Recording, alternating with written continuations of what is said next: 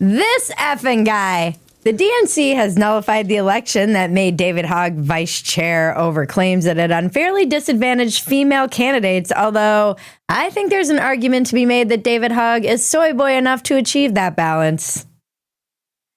I said it. You're a victim. Here we go, CSI. I'm Bridget Phetasy, and this is your Dumpster Fire. Welcome to Dumpster Fire, where we make burgers out of your sacred cows. We premiere new episodes every Tuesday and Friday at 8 p.m. Central. Please join us in the chat. Before we get going, some upcoming comedy dates for you guys. Tickets are available for my stand-up comedy show, Ask Me Anything. Next show is Thursday, May 22nd at the Creek in the Cave in Austin. Link is in the description below where you can get tickets. I've also got a new live online show launching on Wednesday, May 21st on 2A called Real America with yours truly. You can register to be a member of the live audience that can ask questions at 2way.tv/Bridget. There is a link in the description below for that. All right, back to David Hogg. I can't imagine being a Democrat these days. I know it's been a long time since I was one. It is so insane now. You have to do all this crazy gender math to figure out how a committee is equally divided. His Honor intends to broaden the areas of participation for women in the police force. That sounds very stylish. This is from NBC News. The DNC rules require that the National Party's executive committee shall be as equally divided as practicable along gender lines. And if the committee includes members who identify as non-binary, they don't count for the purposes of gender division. It's time for androgyny. Here comes Pat. Which means it's like you're +1 if you're a male and you're 0 if you're non-binary. Basically, it seems like the DNC ousted David Hogg as DNC vice chair after he appeared on Bill Maher recently and said what everyone else has been saying all along. The Democrats have alienated men and they need to get them back. Not just men, women too, but mostly men. And for that, he's being called a white supremacist. David Hogg, welcome to the intellectual dark web. What I think happened last election is younger men, they would rather vote for somebody who even if they don't completely agree with, they don't feel judged by, than somebody who they do agree with, that they feel like they have to walk on eggshells around constantly because they're going to be judged or ostracized or excommunicated. What did you say? Wow, David, thank you for getting on board with what everyone's been saying about Democrats for a decade. What he even said wasn't that controversial, but oh shit, he's out now. He can't talk like that and survive the DNC head chop routine. In Maher's interview with him, he was asking him to explain what he does as the vice chair of the DNC and then mocked him for it being nothing. And also, he's not going to be that chair for long, Bill. You torpedoed that one pretty quick. Pennsylvania State Representative Malcolm Kenyatta, who won one of the vice chair positions, chimed in saying that Hogg has a very casual relationship with the truth and that he's just an opportunist who wants attention. Those are my words, but he was basically implying this. And to you, I would like to say, no shit. Democrats are mad that David Hogg is doing media and playing politics. And suddenly they're surprised that the guy who exploited a school shooting and who they themselves exploited is playing self-interested politics. I'm shocked to find that gambling is going on in here. You're winning, sir. Oh, thank you very much. I'm sorry, Kenyatta and Democrats, but you guys don't stand a chance against this kid. He was forged in the fires of school shooting media frenzy and was made a star by the DNC when they needed him. He is much better at this than any of you will ever be. He learned this when his brain was still forming. It is his default. I love this game where Democrats learn what normal people have been saying for years, like Biden has dementia and David Hogg is an opportunist, and act like it's some kind of stunning insight. We clocked Hogg from miles away. We clocked him years ago. He's 26. We called it when he was whining through puberty. Remember when we couldn't criticize him because we would be accused of personally shooting children in the face? I remember that. I am old enough to remember the days when if you possibly called him out for being perhaps a little too excited to be on television, you would be told that you were a child murderer. No one can really top what Louis C.K. said about this, so I'm not even going to try. Because you went to a high school where kids got shot? Why does that mean I have to listen to you? How does that make you interesting? You didn't get shot. You pushed some fat kid in the way. Can you imagine being upset about something and saying, I need to know what David Hogg thinks? I don't even understand how somebody like this rises to prominence. Like, people are tuning in for his takes. David Hogg getting canceled for going on Maher and saying what everyone has been saying. Democrats have a man problem. And then they pulled a Biden on him. They learned absolutely nothing. They were like, get this white dude who's rambling about something out of here and replace him with a woman of color who nobody voted for. That's essentially what's happening in this DNC committee. God damn it! You can't make this shit up! It was contested by a Native American woman because she feels the way that the election went down was disenfranchising to women. Actually, it's not true. As far as we know, they just voided these results, and now instead of installing someone, they might hold another election. This is one of the many reasons people are sick and tired of the left. They weaponize the mob, and honestly, no one is better at them than it. They needed a mob moment, and they threw meat into the deranged mob. They've hated him the whole time, and they've wanted to get rid of him. James Carville called him a contemptible little twerp, and the ousting began months ago. They couldn't get rid of him until they had a mob moment. I guarantee you they just had this meeting, like, just wait till he puts his foot in his mouth, and then we'll get the mob to devour him. And then they did. They just tossed him to the wolves. And now they're done with them. It's funny because everything's kind of being erased. And now the reasons that this election was contested, which is essentially identity politics, they're kind of being erased because the Democrats know that's not popular. And even David Hogg is trying to say it's because he spoke out about his PAC, which is putting money towards primarying unpopular or elderly Democrats. And then the committee turned on him because, God forbid, he also said the thing that no one is allowed to say in the Democratic Party, that people are too old and they shouldn't be representing us anymore. Get some younger people in. I'm not listening! And now he's trying to say that that's the reason they came after him. And Kenyatta is saying, no, he's playing fast and loose with the truth. This happened months ago, but the reason it happened months ago was because of identity politics. So no one's really being honest about any of the reasons that this is happening.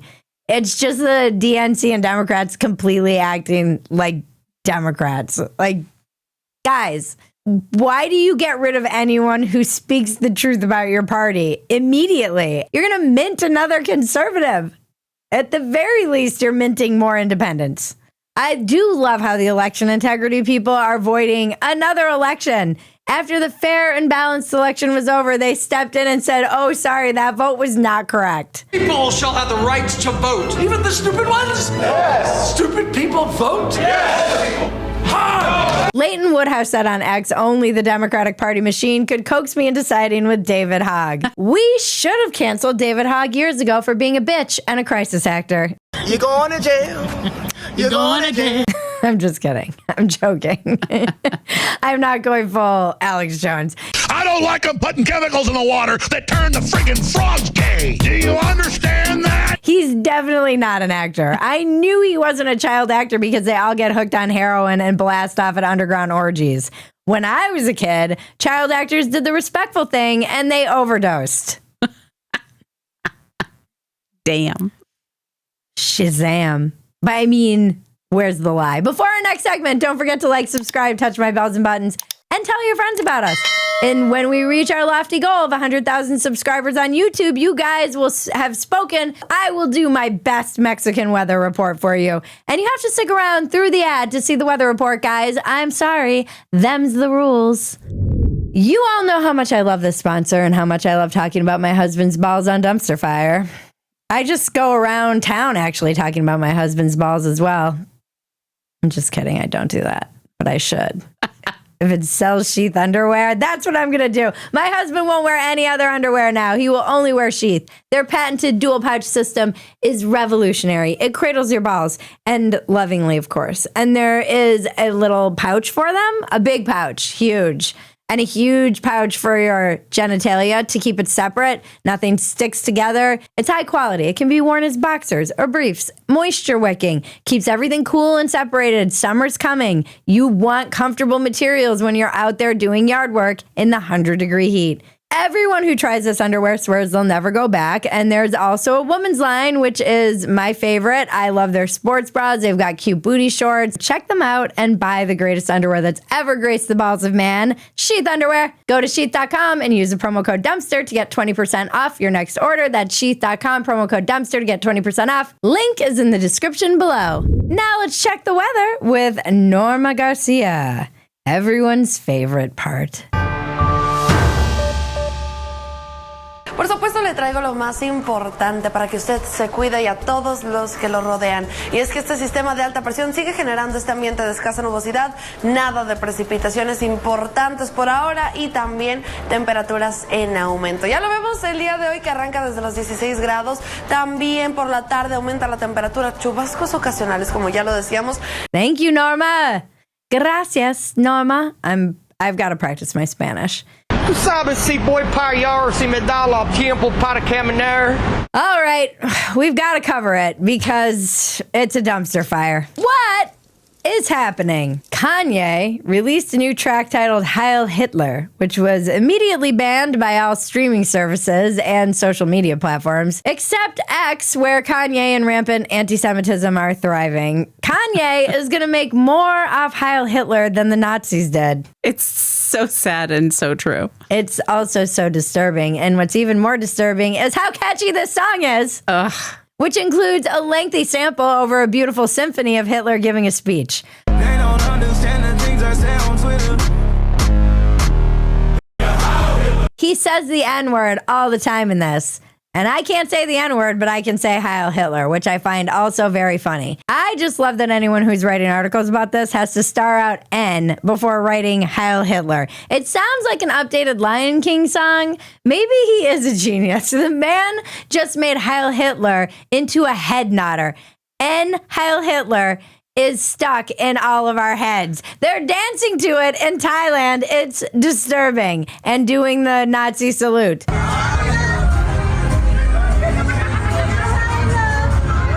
But not as disturbing as knowing that somewhere out there, there's a gay white supremacist cranking his hog to shirtless black men wearing wolf caps.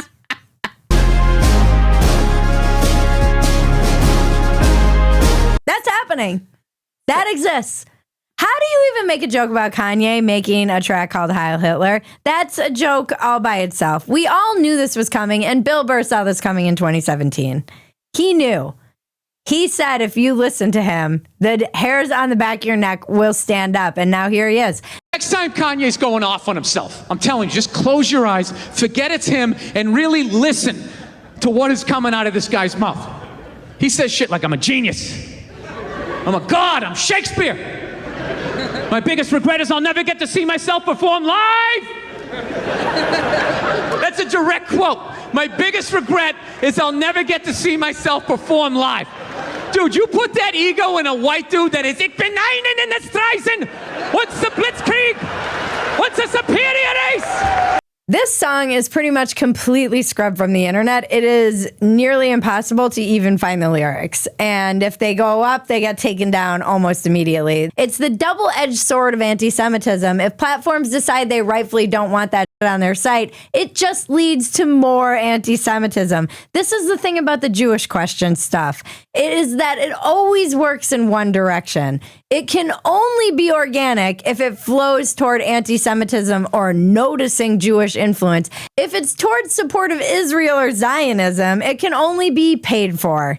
That's the eternal paradox. By the way, this shit happens every time the right embraces a celebrity. They always jump the shark before the celebrity embraces Nazism, and then people will be forced to be like, I'm sorry, I I thought this was America. What do you mean you can't say the hard R? Isn't this America? We can't do Nazi salutes anymore?